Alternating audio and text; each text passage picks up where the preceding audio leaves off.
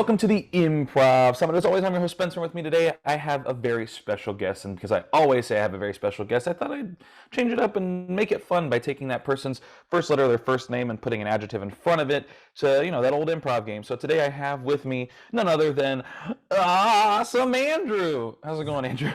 Good. That's my least favorite improv game of all time. Or the Look, icebreaker that you do. Yeah, I actually don't like it either, but I love that I have never not been Super Spencer. It's like if someone else does Super something, I still make my name Super Spencer. I do Gotta not go care. for it. I Yeah. have my action and I've got my word, and I'm never changing it because that's how improv works. Go in with a good idea and stick with it. Yeah, pre-planning that idea every single time. Yeah. But let's dive into you and your improv experience, shall we? Let's just dive right on in. With less than a minute into the show, and I'm Yeah. already talking about the questions, which is wild because that never happens. I'm expediting this. Just kidding. But it is true because, well, now I'm going to talk for a minute now just to make it feel like it's a usual episode. But let's talk about you and your improv experience. What is your background in improv? Yeah. So I started back in 2016. I moved to LA and someone's like, hey, you should take improv classes. Casting directors love that. And so I Googled where to go, and Groundlings came up first. And Groundlings you have to audition for to like get placed in, or if you don't pass, you can take these classes. I went in, I did not pass the audition, and I said, screw those guys. And then I signed up for a UCB class. I went all the way through that program. And then I kind of looked around. I was like, straight white guy, probably not too many. I mean, whether I'm good or not, or just the volume, I'm probably not going to find a space here. It was very saturated at that point. And with that, I lived on the west side of LA, and I Googled improv over there. West Side Comedy Theater. I was like, well, I might have a better odds there. So I went through the program there. Simultaneously, I went back to Groundlings, passed the audition. I went all the way through that, took the writing lab, got washed out of the Groundling system, back to West Side. I was on a house team for the last 3 years there. Great. That was the very condensed version. Yeah, no, I love it. What do you love? Let me put it this way. What do you love about improv? And that's literally I said. Let me put it this way, and I asked the exact same question. Yeah. What do you love about improv, and what keeps you like wanting to take more classes or wanting to perform or continue to do improv? Well, I think from the first 10 minutes of the first UCB class I took, I was like, this is amazing. I was doing it to check off a box, but like I just really enjoy it.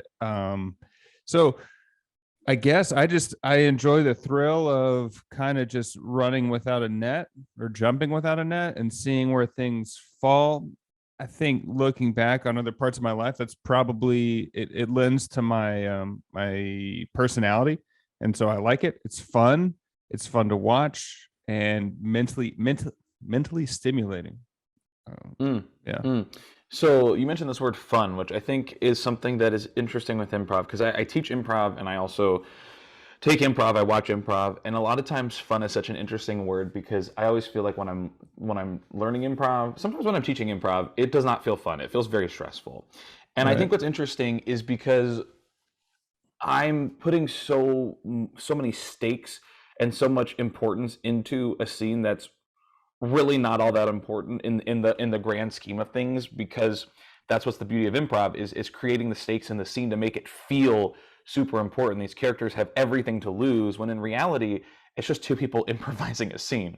So with this word fun, how would you describe fun in the sense of the world of improv? What does that word fun mean? So, I mean, fun is a very short, basic word that's very subjective, right? So, like your Hmm. idea of fun, I would guess is different than mine. Like the things I enjoy. I'm baking 4 loaves of bread tomorrow. I don't know if you like baking bread, but like that's fun to me, doing the chemistry of it all. But I think having done it for a few years now, six years, I think your my enjoyment has gone up the more that you say I don't care if I fail or not. And so I think people's experiences most people get taught I don't want the failure is bad. And so if you're risk averse, it might take you a little bit longer to be able to embrace what it is. And that's not to say that I don't ever get down on myself for something going wrong. But if you think about it, if you're watching someone that's doing it really well, all inhibitions are gone. And so you have to be willing to look like a fool for it to work. And I think that's where the hang up comes for a lot of people is you're thinking too much and trying to be cool. And that ends up you're doing it 80% of the way, and people can very quickly tell that you're not trying. And so I think the fun comes in those moments where you're fully engaged in something and you don't care what the audience thinks. And I think another part of that, to make the answer a little bit longer, is that when you're performing, learning to fail or failing, bombing really hard is like one of the best lessons. I have a very vivid memory of doing a 2-person mono scene at, like, I think it was a cage match or something, and it was silent. Like, we were not hitting. And I remember 3 or 4 minutes in, I was like, oh, this is amazing. They have to listen to whatever I say. And you just lean into it. And when you realize when you're done the worst you could possibly do, and it doesn't matter, it gives you the freedom to have more fun. Yeah. I love that you said that, because on the opposite end, you already touched on it, is the idea of failure. And this failure word is such a hefty word, because when we think in like the real world, we think of failure as being like not good at all. It's like the worst thing that can happen. And as you were talking about in improv, it really almost is this like blessing in a way, because the second that I did a scene and it failed and it did real bad, I literally had the same thought you had. I was like, oh, so no one remembers, first of all, what I did in this scene. Secondly, I forgot what I did in this scene. Thirdly, there's no real stakes in the real world outside of the stakes within the scene of the improv. And so for me, when that happened, it was such a light bulb moment of going, all right, well, I've said this on the show before. It's like that meme where there's like the dog drinking coffee and there's fire all around. It's like, that's kind of how I feel. I was like, it's almost like the exact opposite, where I don't see that fire. It's just me sitting, drinking coffee or whatever, going, all right, well, everything is still intact. Nothing happened. And that's the thing, is like, I think that we put such a hefty like weight on the word failure in the real world that when we translate it to improv, like you said, our humanistic brains want to go straight to failure is bad, I cannot fail. But in improv, there are scenes where you want the character to fail, because that's what we love about that scene, and you have to separate the actor from the improviser. And I think that that's such a... I'm glad that you brought up the idea of failure, because it's so different in terms of the improv world. Yeah, one of the things that pretty early on in taking classes, I was like, this applies to everything in life. Like you saying translates to improv. I don't even know if you have to translate it. People don't want to fail in real life. But like, if you really zoom out, like, it's easy to say this is make believe, it doesn't matter if you fail. But if you zoom out to the macro version of life, like, I need to nail this interview, or to say you want to get a job as an accountant, you go in and you interview and you tank and you don't get the job. You're like, well, that was a failure. But like, is it really, if you zoom out? And so it kind of gives you perspective of like, just keep trying stuff. And as we're talking, I would think that if you took big companies and you had CEOs or founders versus improvise with like their CFO, the financial people, the CEOs, the entrepreneurs would be more willing or quickly to adapt to the idea of going for it, and the risk averse finance people, not to say you can't do it, but it's a switch you have to shift. Sure. And I also think that it's so interesting, because improv is such a creative aspect. What I don't think people realize is there's actually a lot of left brain involved in improv. And that's where I got tripped up on improv when I first started, was analyzing everything. And then I was never thinking about the creative area, which, again, there's a nice balance. If I'm doing a form, coming back to the form, knowing the outline of the form, the structure of the form, in order to keep the show moving slowly, the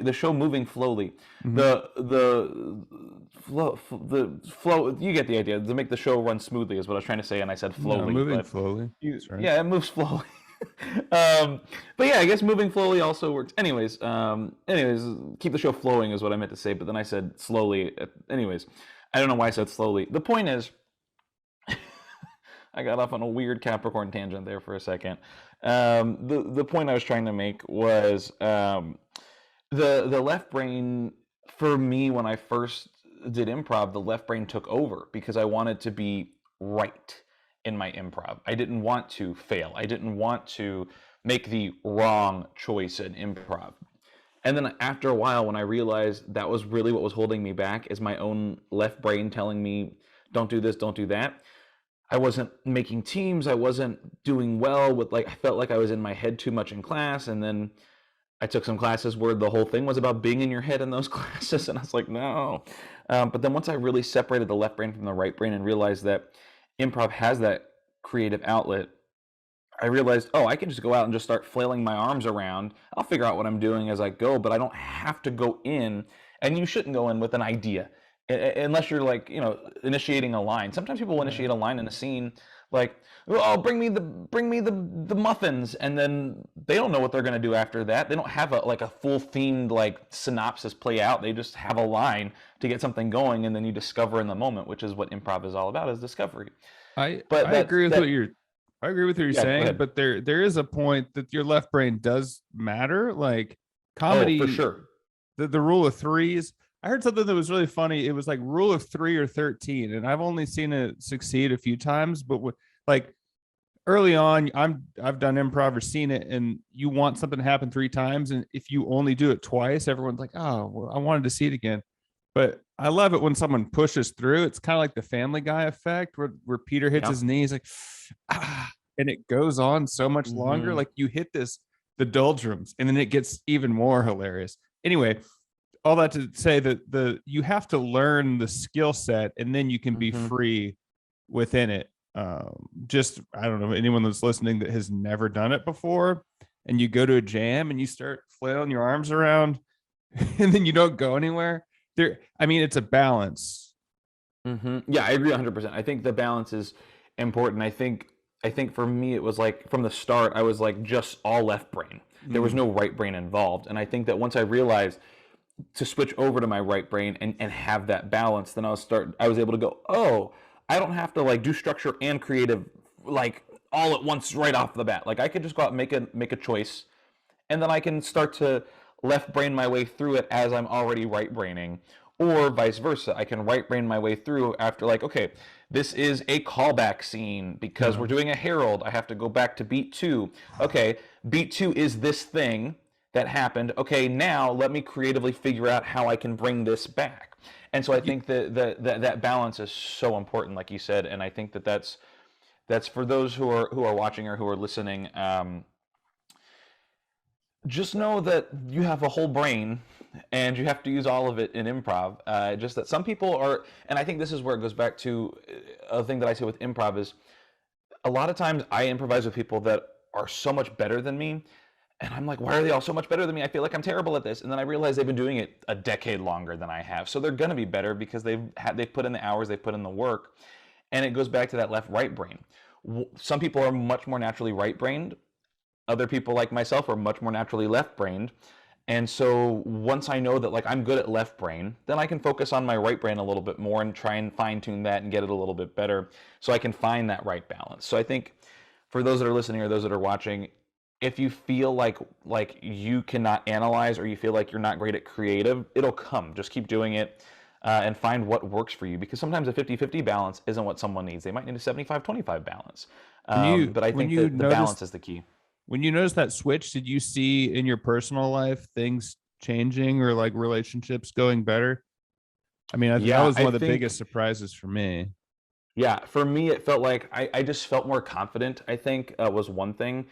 Because it's weird, because I realized also that in the grand scheme of things, improv itself is not something that's going to make or break my lifestyle, my enjoyment of life. However, having that improv allowed me to feel, I will say, I've said this on the show every week, the confidence that I felt myself once things started to click for me in improv, my confidence shot through the roof. I went through it was almost like a bad breakup with my supervisors in my internship back in college. I was told I was the worst intern that they ever had. I was told I hit rock bottom. I was told I would never make it in certain industries, and like all this stuff they told me as a 21-year-old like student really threw me for a loop and really like crushed my soul. And it took me until I took an improv class, what, 3 years later in LA, when I started to probably, and I would say maybe like a couple years after I started taking improv, so maybe 5 years after that, where I started to really feel my confidence coming back, because improv felt much more like, oh, I don't have to worry about being better than someone else. I don't have to worry about if I'm being the best or this. As long as I'm doing the best I can do and I'm enjoying what I'm doing, that's really what's important. And I think that was for me a big aha moment. And then that's what allowed me to go, wait, I don't have to like think, am I good enough? I can just say like, let me go out and say a line and just see what happens from there, versus coming in with the idea of like, I hope I'm good. Yeah, I mean, you And so I can read think it that on changed. people, Yeah. like Oh, just for in sure. general. Yeah. 100%.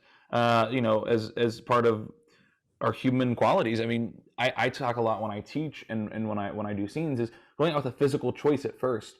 I can tell if you're nervous because you're shaking, you're hesitant to come out, you look like deer in headlights. Like they're telltale signs of someone who's nervous on stage. And there are ways to first of all, you can find a way to, offer them support by feeding them all the information they need so they can get out there and be literally set up for success, where they don't feel like they're having to make any choices that they might question or have to like think about too hard. But also, I've learned if someone just really is like super like not into it, they don't like, just let them like observe. They don't have to like be in it. And I think that forcing someone to do something is kind of goes back to my internship, where I was forced to do things that I didn't feel comfortable doing. I didn't want to do it. And it made me kind of almost in a way regret doing it because I didn't enjoy it. And I Mhm. think that that's one thing is, this is a whole nother Capricorn tangent. I'm very good at these, but I think that was a big thing that I have that I've learned is in improv, there are like when I do short form games, there are games I do not like doing. I Mhm. absolutely hate them. Now, there are times when I will do them, but also like my teammates know that I don't like doing those games, and so if I can be in a different game instead, they're going Yeah. to accommodate that because I just don't like it. But there are also games that I know that I'm better at than other people. I know, like I can kill a musical improv game.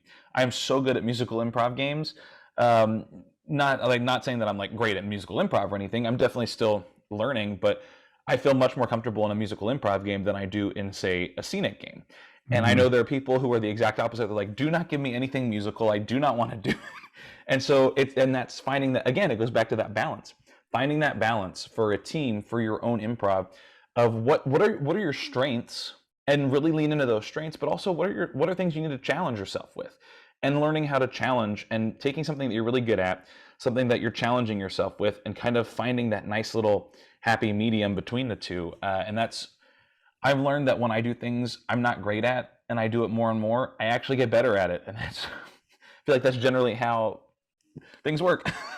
Yeah, I mean, looking back on, I would think anyone that looks back on a difficult time in their life, on the other side of it, they're better off for it. Like no one wants to do something difficult, but Hmm. it's that resistance that makes you better. Is it Capricorn tangent because you're a Capricorn? I don't know what that means.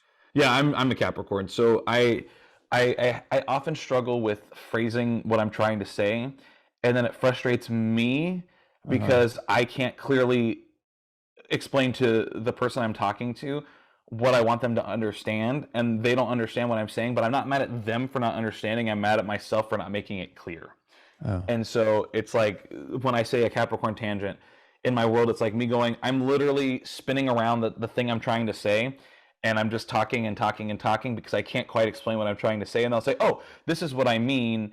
And I'll be like, but no, really, what I mean is the thing where, you get the idea. Like, and so that's like kind of where my Capricorn tangent lies, because I'll talk for 3 minutes to say one simple sentence Oh. because I'm trying to phrase it in the right way. So it's like when I take a But Libra nap. what is a Libra nap? I don't know. I've never heard of a Capricorn tangent. I'm a Libra, Yeah. Oh, so yeah. I made that up literally like on this show. This is a actions I Capricorn do. tangent. Hey man, I'm tired. I'm taking a Libra nap. You can't hold that against me. No, I can't. That's exactly correct. Speaking of, sounds like you're a Libra. Do you have anything else you want to plug or do you want to pitch?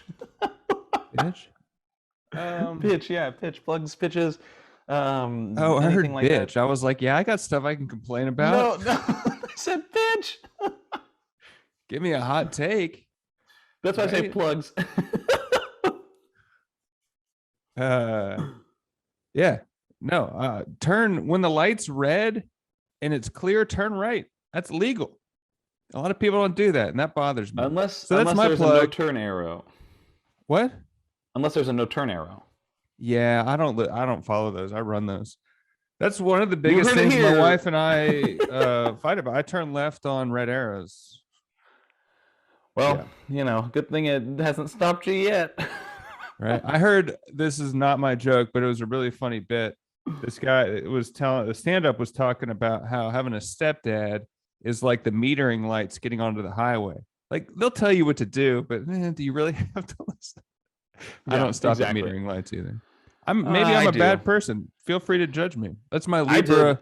That's my Libra red light run. Deal with it. Look, as a Capricorn, I hardcore stopped at a stoplight once, and I stopped. I counted to 3, and then I drove off, and I got pulled over by a cop who said I ran the red light, and I was like, "You got to be kidding me!" And then he asked me how much I had to drink because it was late at night, and I was like, "Well, if you want me to be honest, I was with a friend over at the bar, and she had like a cup. It was like this big, and she didn't finish it, so I had like." He's like, "All right, you ran the red light. Just get out of here." And I was like, "Did I though?" Did I run that red light? Because I stopped and counted to 3, like hardcore stopped. Yeah. I got pulled over doing that, and I had to take a field sobriety test, and I wasn't drinking. Yeah, I they do passed. it because if they get you, Yeah. because you were, they Right. got you, and they can Well. say that you were. But it's like, look, people who are sober know what a stop sign looks like. Like, Right. Anyway, I mean, I would argue anyway, people drive more to the law when they're tipsy. potentially. I don't want to. That's not what this show's about. Yeah. Follow, Let's talk follow about the what it's posted about. speed limit, folks. Let's talk about what the show's about. Actually, Andrew, thanks so much for joining me here on the Improv Summit. I do have one final question for you, and that's kind of the reason this whole Improv Summit exists. A lot of times I've had people who come up to me and said, "Spencer, you take a lot of improv. Where should I take improv?" And it's always in that frantic voice like that. And it's always a hard question to answer because I just feel like there's such a vast knowledge of types of improv out there that I can't just tell someone, do this, because it might not work for them. But if someone came up to you and asked you, where should I take improv, in that frantic voice, what would be one piece of advice or one tip you'd give to them to help guide them on their improv journey? When first I would grab their hands and be like, let's breathe slowly together, because why are you freaking out? I mean, the first piece of advice would be Google the closest one to you, closest theater or whatever to you, and just take a class at the most convenient place. And if you like it, if you like improv and you want to go somewhere else, feel free to. But I feel like the biggest barrier of entry is inconvenience. So if it's close to you or if it's on Zoom, do that. And then objects in motion tend to stay in motion. So like, oh, this is the penultimate school, I'm going to wait till then the wait list opens. Like, just start doing it, because there's nothing magical about any school. The school's only as good as the class you're in and the teacher you have. So I would say start doing it. I completely agree. I think when I first moved out here, I was like, oh, I'm so good at improv, I'll take a musical improv class first. So my first class out here was a musical improv class. And because I had improv experience before, like in my hometown. And I was like, yeah, this will be great. And then I went there and I was like, this is not the improv I expected. Yeah. And so it kind of, it humbled me for sure in that regard of me going, well, maybe this is, I was like, let me take a 101 class. But I think, what was I getting at? I was just agreeing with whatever you said. To the frantic people. Yeah, I was just agreeing with whatever you said, and I was trying to add on to it, and then it disappeared. No, but. Anyway, Andrew, thanks so much for joining me here on the Improv Summit. I did say that was the last question I had for you, but as always on this show, I'm a giant liar. And I actually have another question for you. Okay. And that question is, we've been talking a lot about improv. You want to do some improv? Yeah. All right, let's do it. Oh, all right, we're going to do some improv. Now, as we've talked about on this show, there's a lot of different types of improv. It's hard to just pinpoint, like, this is improv. And so just like that, our suggestions are also very vast and interesting. And sometimes we get, our commons, our pineapples, our pickles, our improv as our suggestions, because we're really trying. Thank you for that suggestion of improv. But sometimes we get suggestions that we don't really know what to do with them. So what I'm going to do is I'm going to throw a suggestion in the chat that's not specific at all. I'm just going to have you read it out loud, and we're going to create a scene based on this suggestion. Wonderful. So here it comes. The word, the article, the. That is our suggestion. Who would you like to initiate the scene? I got an idea. Great. All right. Thank you. Let's do it. Bernard, rise now. Your coronation ceremony is complete. You are the king of Narnia. All hail the king. So exciting! I wasn't expecting this honor so soon, but I guess this is why we have heirs to the throne. Yes, yes, very much. First order of business. We have a collection that has been taken from all of our court, and we present you with 100 million rupees. Wow, all hail the king. This is so amazing. I've never seen so many rupees in all my life. This is so exciting. There's so much power as king. Wow. I think here, do you want 2 rupees? I'll give you 2. Oh, and then you can have 2. And then this guy can have 2. And then, sir, please, this was the present to you. I gotta say, you're not being very kingly. You should. Your father was very stern, and people wanted to follow line. You seem nervous. Are you nervous? I'm not nervous. I think I can be stern too. Okay. All right. I'm gonna try it. Okay. All right. I take these 2 rupees, and I will not say no. See, take these 2. Take these 2. I will not say no. The money's for you again. Not giving money back in a mean voice isn't doing it. Actually, we were going to wait till later today, but we have Siegfried. He murdered his wife, and it's up to you to decide what his punishment should be. He's saying he wants to go back home and live his life, but the people want him dead. Okay, I think I can answer this. Siegfried. Okay, stern voice. Go back home and never come back here again. I see. I got it. I mean, you can come back if you've learned your lesson, but for now, just stay home. You can go home, live your life. Yeah, live your life. That's an order. Hey, bro, I'm here. I don't want you to be king anymore. Let me be king. I'm your little brother, and I don't think you deserve it. So let's just swap. Sir, your brother should be executed for treason. Yeah, he's my brother.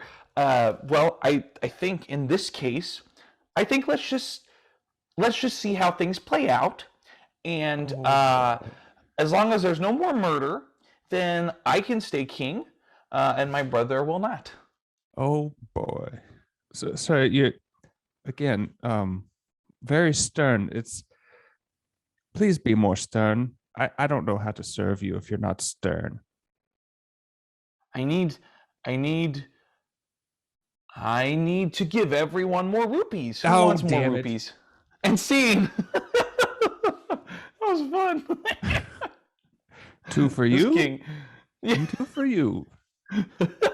It's like, what was there something else? It's like and 1 for you, and 1 for you, and 2 for me, and 1 for you, and 2 for me, and 1 for you, and 2 for me, and 2 for you, and 3 for me. I don't remember what that's from, but it was something Here's like one. that. I was like, that's what it kind of made me think of, but the opposite way of him Right. going, and none for me, and two for you, Right. and none for me, and one for you. What a king. What a king he would be. For he's a jolly good fellow. Right. Thanks so much for coming to the Improv. I'm host Spencer. That's Andrew. See you next time. Bye. Bye.